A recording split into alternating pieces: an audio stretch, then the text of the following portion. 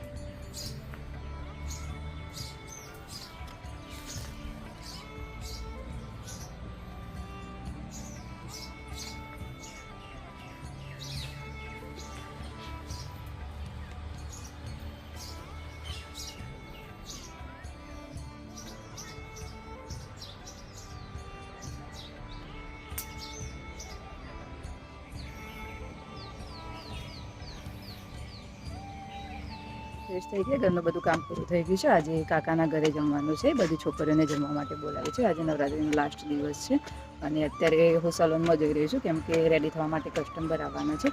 એ પણ આવી ગયા છે તો ફટાફટ એમને રેડી કરી દઈએ કેમ કે કાકાના ઘરે પાછું જવાનું છે ને એટલે રેડી કરવાના છે. તો બંનેનો મેકઅપ થઈ ગયો છે અને હવે હેરસ્ટાઈલ બાકી છે તો હેરસ્ટાઈલ કરી દઈએ.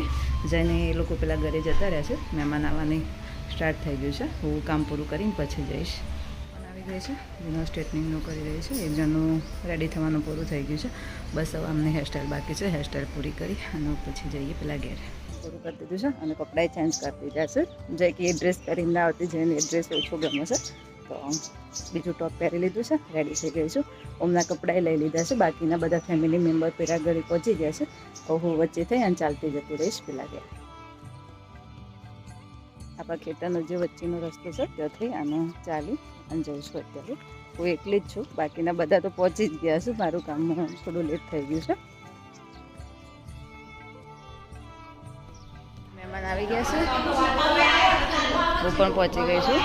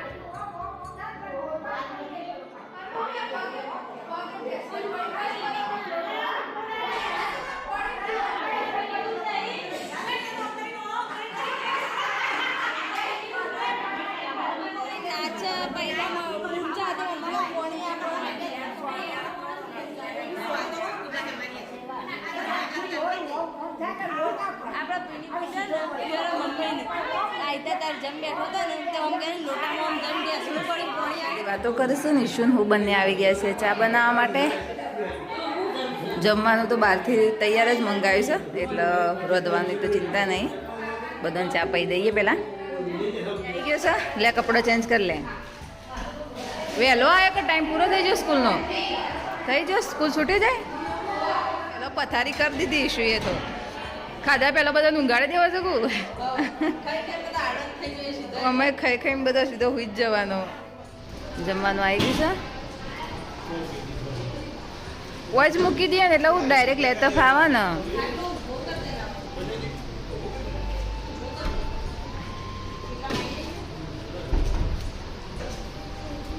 7-8 આવી જાવ 7-8 આ બાજુ 7-8 આ બાજુ અને અડધો આ બાજુ મમ્મા આરામથી 4 જણો આવી જાય પહેલાં જેવું આદમી ઉઠક બહેરો ઉઠક જે ઉઠીએ બહેરો અંદર બેઠો છું અને બધા જેન્ટ્સ બહાર બેઠા છે પેપ્સીઓ લઈને આવી જાય ખાવાનું નહીં શ્રીખંડ ખાવાનું છે ને ઓમું તમે ભાઈબંધ લાવ્યો તમારા માટે પેપ્સી આ પહેલી પેપ્સી છે ને ઉનાળાની કે ખાધી એ કઈ પહેલાં શાણ એવું અમે તો હજી ટેસ્ટ નહીં કરી લાવ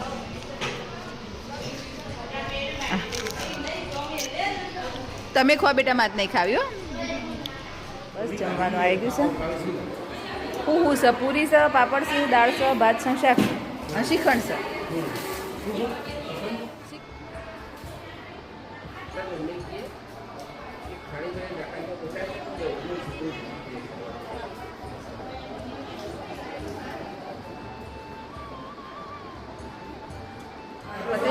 બધા બહેરો બેઠા છે જમવા માટે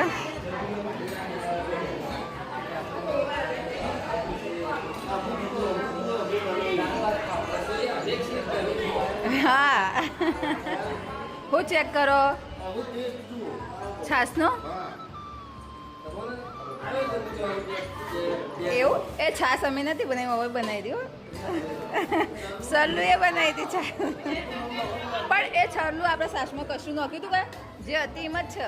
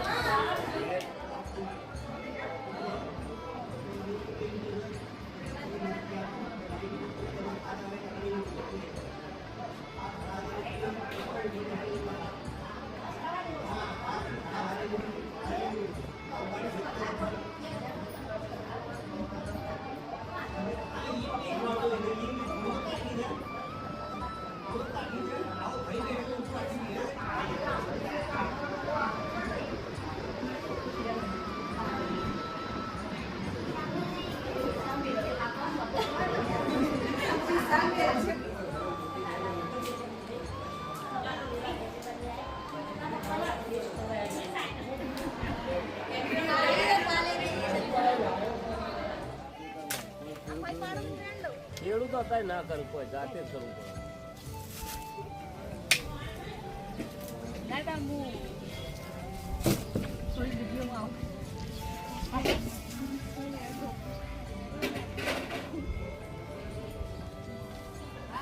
પતિ જશે ને આવું બધા શાંતિથી બેઠા છે વાતો કરે છે આના ઉપર મૂકો તમે ચંપલ ઉપર નાખી દેજો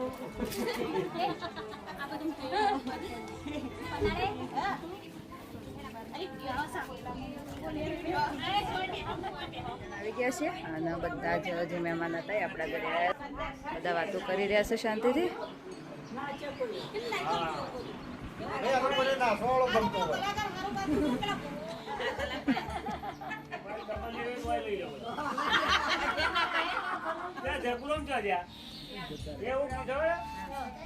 મેં તો કી યાર આઈએ કે એ દાવા કી આવું તો આવું કી તમારું આવે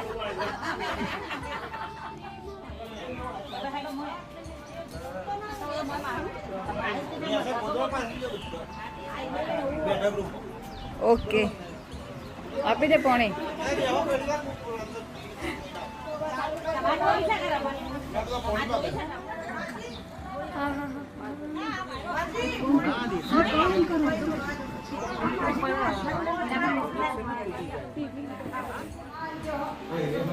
બધો ગોઠવાઈ ગયો છે ટીવીમાં જોવા માટે. આપણે પરમ દિવસે ફઈના ત્યાં ગયા હતા ને રમણ જોવા એ માટે બધા ટીમ જોવાની ઈચ્છા હતી. શું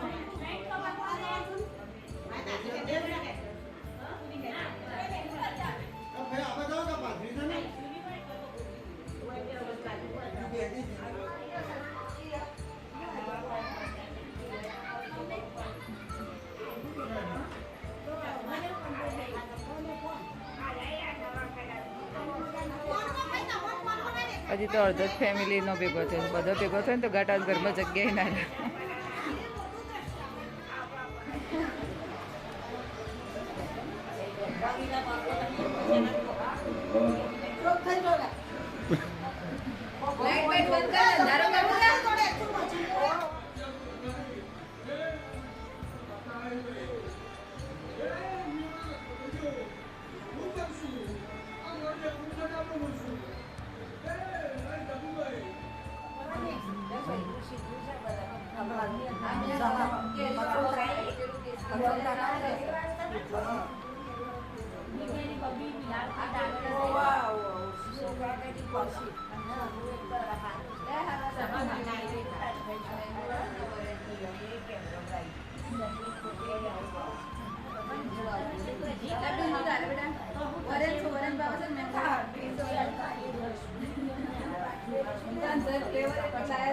બિંદુ લાઈન ફોકસ કરી.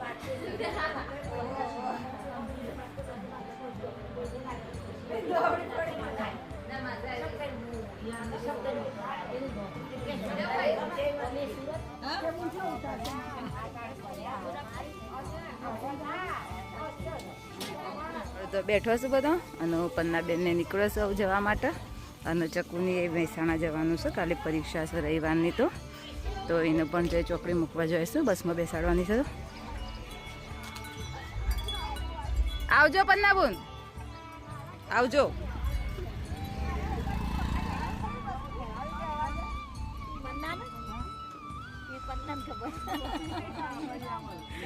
પન્ના બોન રહેવાનો છે, ખેરાલુ રહેવાનો છે પન્ના બોન. ચમનારું ઓય નહીં રહેતો કે ખેરાલું હુરું નહીં. એવન બાપડો ભેંસો બંધાયેલો હશે. ભેંસો તો કોણ દોવા? ગાય હોય કોક દોવાય. આવજો પન્નાબુન. હું કા ચિંતા કરો છો? ચલાલ તમે સીધો ડાબુ પકાશે તાણ.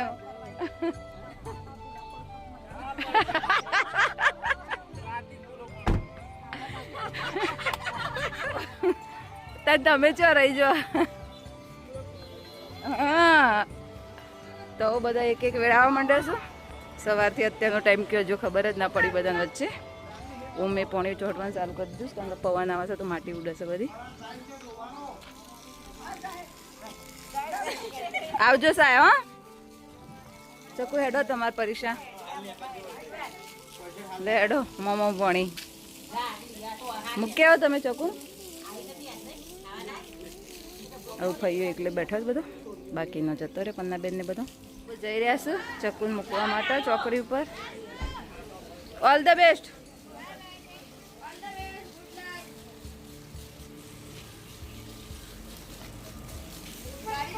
પાણી સટ્ટા છે ના ગાડી પર ના વેરતો.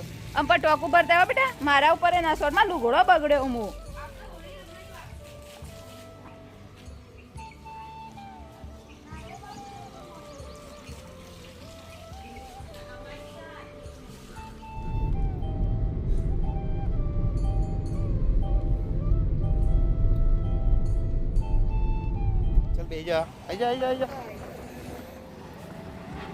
બધો હજી બેઠો છે ફઈઓ અને કાકા કાકીને બધો, નિશુન મમ્મી ને પપ્પાને બધો વાતો કરી રહ્યો છે શાંતિથી.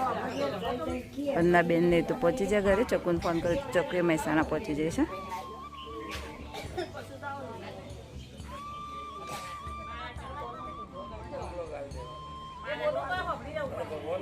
વાતો જ નહીં પૂરી થતી. બધો એવા બેઠો 250 જેવું થઈ ગયું છે. હજી સુધી વાતો કરી રહ્યો છે. આપણે બે જે ફઈઓ છે તો રવાના છે, કાકી નહીં રહેવાના છે. અને હું રમી રહ્યો છે ફૂલ રેકેટ. અને હું મારું યાર લોહી પીવસ કહે છે મમ્મી હેડ ને ફૂલ રેકેટ રમવા માટે. અને સાચું કહું તો એટલું થાક લાગ્યો ને આજે. રમવું જ પડશે નહીં ચાલે એક જ મેચ પણ હો